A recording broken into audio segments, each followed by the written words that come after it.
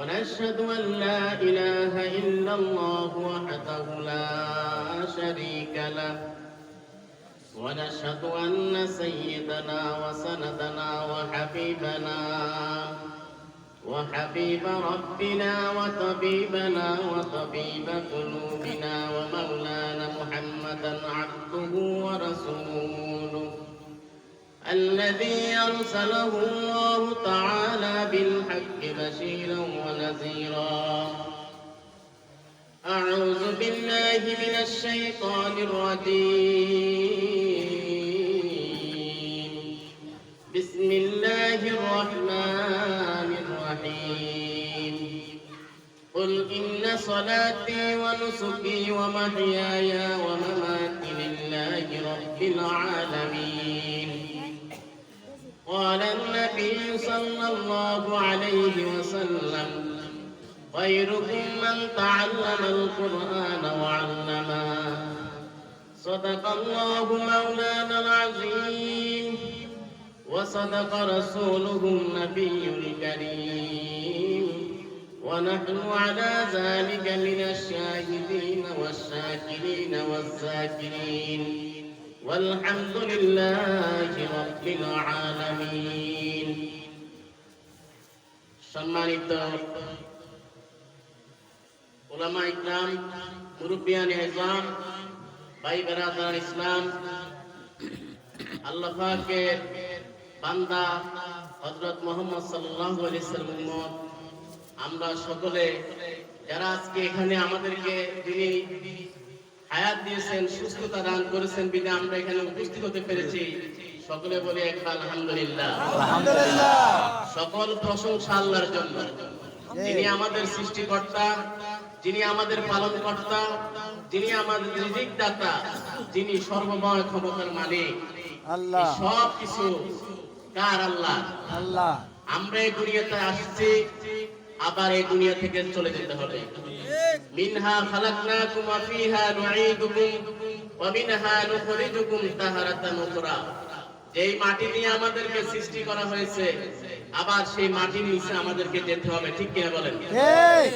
এই দুনিয়াতে এমন কোন রাজা বাদশা, এমন কোন প্রেসিডেন্ট আছে কিনা বলতে পারবে যে আমরা এই দুনিয়া থেকে যাব না? এমন কেউ বলতে পারবে? বলেন। কেউ বলতে পারবে না। আমরা এই দুনিয়া থেকে সকলেই একদিন সকলেই বিদায় নিতে হবে। আমি কোরআনের আয়াত থেকে একখানা তেলাওয়াত করছিলাম। আল্লাহ পাক রব্বুল আলামিন বলেন, কুল ইন্না সলাতি, কুল হে রাসূল আপনি বলুন, ইন্না নিশ্চয় সালাতি আমার নামাজ, ওয়া নুসুকি আমার কুরবানি, ওয়া মাহিয়ায়া আমার হায়াত, ওয়া মামাতি আমার মউত, লিল্লাহি রাব্বিল আলামিন, সকল কার জন্য? আল্লাহর জন্য।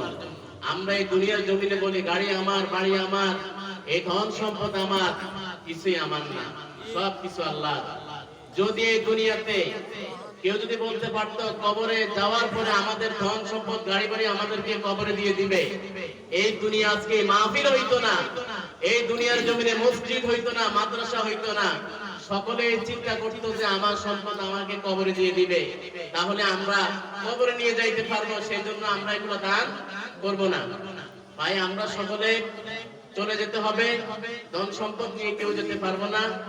আমি আপনাদের কাছে বিনীত অনুরোধ, আমরা যতদিন বেঁচে থাকবো, যার যার সাধ্য অনুযায়ী আমরা মসজিদ মাদ্রাসায় আমরা দান করব। আমরা এই দান আমরা সদকায়ে জারিয়া হিসেবে থেকে যাবে, অন্তত পক্ষে সেই কাজটা আপনারা করবেন। এবং সকলের কাছে বিনীত অনুরোধ, আমরা আমাদের সন্তানদেরকে মাদ্রাসায় পড়ানোর চেষ্টা করব। এই দুনিয়াতে শিক্ষিত লোকের অভাব নাই, কিন্তু সুশিক্ষিত লোকের অভাব আছে, বলেন কিনা? আছে কিনা? আপনার সন্তানকে যদি আপনি হেফজ বিভাগে পড়ান, মাদ্রাসায় পড়ান, কাউমি লাইনে পড়ান, অন্তত আপনার সন্তান সুশিক্ষিত হবে। সে মদ গাঁজা হাতে নিবে না, ইয়াবা সেবন করবে না, মায়ের গায়ে হাত তুলবে না, বাবার গায়ে হাত তুলবে না। যদি সেটা হয়, আমাদের একমাত্র উত্তম কারণ হলো আমরা আমাদের সন্তানদেরকে মাদ্রাসায় পড়াবো।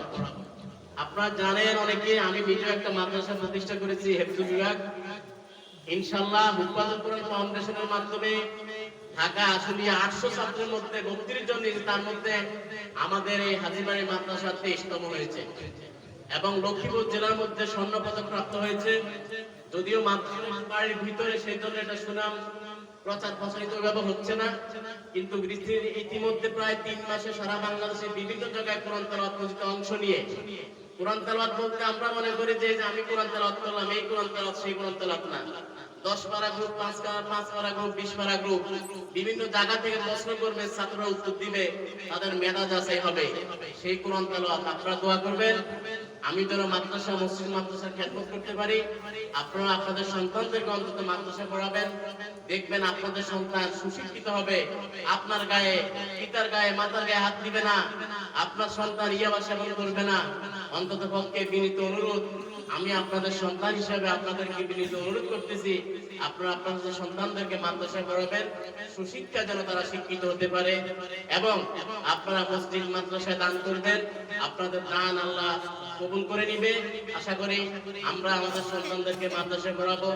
আমি আসলে একজন আলেম না, কোন আলেমান আও মুতাআল্লিমান আও মুহিব্বান ফালা তাকুনু খামিসা। আমি আলেম ওলামা বসায় রেখে আমি কথা বলতেছি, এটা চরম বেয়াদবি। যদিও আমাকে আজকে দিয়েছে এখানে সভাপতি অন্যজন ছিলেন, যিনি আজকে উপস্থিত নেই। আল্লাহ পাক রব্বুল আলামিন আমাকে হয়তো বা কবুল করেছেন বিধায় আমি এখানে আসতে পেরেছি, কবুল না করলে আসতে পারতাম না, অনেক ব্যস্ততার মাঝখান দিয়ে আসছি। তো আলেম হইতে পারি নাই, তবে চেষ্টা করি আলেমের মুখ থেকে দু একটি কথা শোনার জন্য, শ্রবণ করার জন্য, আলেমের সোহবতে থাকার চেষ্টা করি, যদি আল্লাহ কবুল করেন।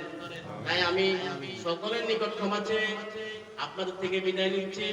আসসালামু আলাইকুম ওয়া রাহমাতুল্লাহি ওয়া বারাকাতুহু।